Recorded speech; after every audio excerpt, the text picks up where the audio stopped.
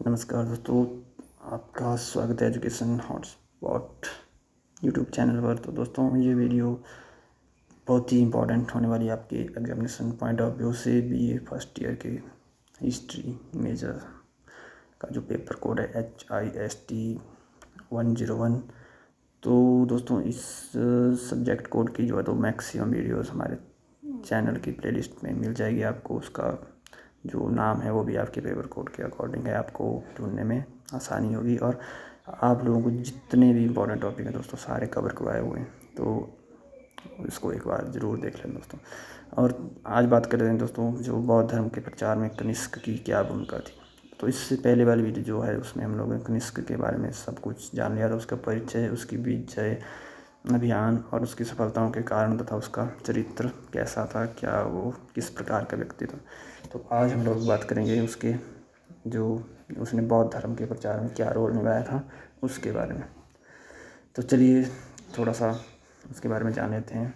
तो कनिष्क जो है दोस्तों 78 ईस्वी से 144 ईस्वी तक उसने शासनकाल किया था। वह कुषाण वंश का सबसे महान शासक था। वह केवल एक विजेता और कुशल प्रशासक ही नहीं बल्कि बौद्ध धर्म के महान संरक्षक और प्रचारक भी था।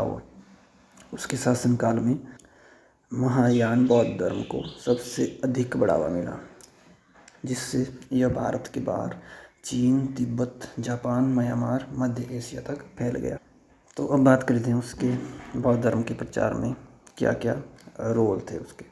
तो कनिष्क द्वारा जो है तो बौद्ध धर्म का अंगीकरण किया गया था। प्रारंभ में जो कनिष्क था दोस्तों, प्रारंभ में कनिष्क हिंदू धर्म में आस्था रखता था, लेकिन बाद में वो बौद्ध धर्म को जो बौद्ध धर्म में उसने रुचि ली और उसको अपना लिया। उसने महायान बौद्ध धर्म को अपनाया, इसे अपने साम्राज्य में फैलाने का कार्य किया। उसके संरक्षण में बौद्ध धर्म एक अंतर्राष्ट्रीय धर्म बन गया। दोस्तों, बौद्ध धर्म जो है तो एक अंतर्राष्ट्रीय धर्म बन गया क्योंकि उसने बहुत प्रचार किया था इसका। तो इसके बाद दोस्तों बात करते हैं इसके जो धर्म प्रचार में इसकी क्या भूमिका थी बौद्ध धर्म की। तो इसने पहली जो विशेषता है वो है कि उसने चौथी बौद्ध संगति का आयोजन किया था। कनिष्क ने कश्मीर के जो कुंडल वन है वहाँ पर चौथी बौद्ध संगति जो कि 100 ईस्वी में हुई थी उसका आयोजन किया था। इसमें 500 बौद्ध विद्वानों और भिक्षुओं ने भाग लिया था। इस सभा में महायान बौद्ध धर्म को व्यवस्थित रूप से संहिताबद्ध किया गया, बौद्ध ग्रंथों को संस्कृत में संकलित किया और जिससे वे अधिक लोगों तक पहुंच सके। तो ये कार्य जो है तो इस संगति में किया गया था और इसको करवाने वाला कौन था? कनिष्क था दोस्तों।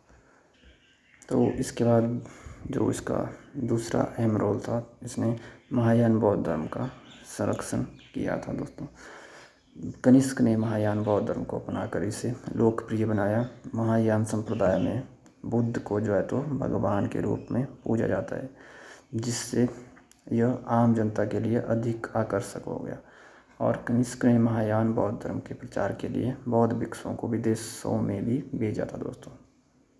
अब बात कर लेते हैं थर्ड रोल की दोस्तों, कि क्या अहम भूमिका निभाई थी इसने। तो कनिष्क ने जो है तो बौद्ध विद्वानों और आचार्यों को जो है तो शरण दी थी। अपने जो दरबार है वहाँ पर इनको रखा हुआ था।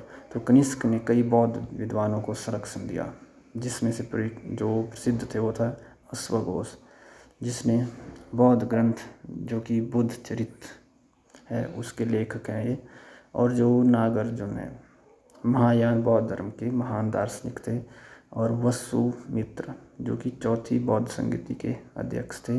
और चरक प्रसिद्ध आयुर्वेदाचार्य जो कनिष्क के दरबार में थे। इन सभी को जो है तो इसने संरक्षण दिया था। इसके बाद बात करते हैं दोस्तों बौद्ध धर्म ग्रंथों का संरक्षण और लेखन। तो कनिष्क ने बौद्ध धर्म के जो ग्रंथ थे दोस्तों उनको संस्कृत भाषा में अनुवादित किया, उनको संकलित करवाया। संस्कृत में लिखे जाने के कारण बौद्ध धर्म भारत के बाहर भी लोकप्रिय हुआ। महायान संप्रदाय के कई महत्वपूर्ण ग्रंथ त्रिपिटक, ललित विस्तर और महाविभाषा इस काल में लिखे गए। इसके बाद 5वें नंबर पर इसने बौद्ध धर्म के प्रचार के लिए बौद्ध भिक्षुओं को विदेश भेजा। कनिष्क ने बौद्ध भिक्षुओं को चीन, मध्य एशिया और तिब्बत भेजा। प्रसिद्ध बौद्ध भिक्षु पद्मसंभव और अन्य विद्वानों ने चीन में बौद्ध धर्म का प्रचार किया। उसके प्रयासों से बौद्ध धर्म भारत के बाहर चीन, जापान, कोरिया, श्रीलंका और अन्य देशों में फैल गया। और इसके बाद दोस्तों नंबर 6 है कि बौद्ध स्तूपों, मठों और मूर्तियों का निर्माण करवाया था। जो कनिष्क है दोस्तों, उसने पेशावर, कश्मीर, मथुरा और गांधार में बौद्ध स्तूपों तथा विहारों का निर्माण करवाया। पेशावर स्तूप और जो बौद्ध स्तूप होते हैं उनको इसने जो है तो निर्माण करवाया था।